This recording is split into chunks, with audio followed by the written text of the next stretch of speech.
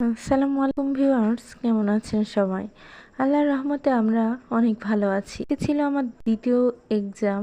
তো আমার সাথে যাচ্ছে বাবু আর তার বাবা। আমরা তিনজনে মিলে রওনা হয়ে গেলাম পরীক্ষার কেন্দ্রের উদ্দেশ্যে। তো এখানে প্রথমে যেতে সে তার বাবার কোলে উঠে সরকারি আজিজুল হক কলেজের ভিতর আমার সিট পড়েছিল। বিরে আশেপাশে ক্যাম্পাসটা ঘুরে দেখালাম তাদেরকে। এই যে এত বড় ক্যাম্পাসটা, অনেক মানুষ, অনেক পরীক্ষার্থী।